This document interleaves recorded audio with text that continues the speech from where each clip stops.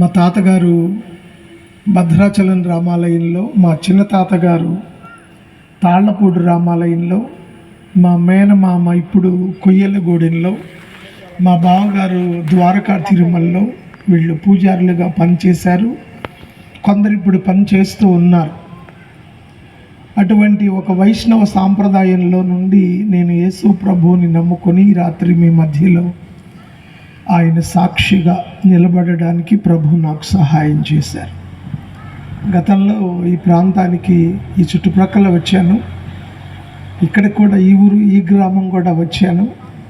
దైవజనులు జుత్తుక వరప్రసాద్ గారు వారి దగ్గరికి వచ్చాను. వారు నాకు బంధువు కూడా. వారిని బట్టి కూడా నేను ప్రభువుని స్తుతిస్తున్నాను. చాలా సంతోషం. గత 2 దినాలుగా మీరు దేవుని వాక్యాన్ని వింటూ ప్రభువులో బలపడ్డారని నేను విశ్వసిస్తూ ఉన్నాను. ఈరోజు కూడా కొంత సమయాన్ని మనం దేవుని వాక్యం నేర్చుకుందాము.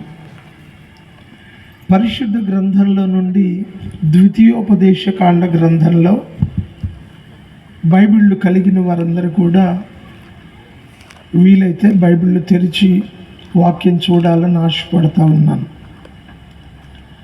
ద్వితీయోపదేశకాండ గ్రంథము 33వ అధ్యాయము.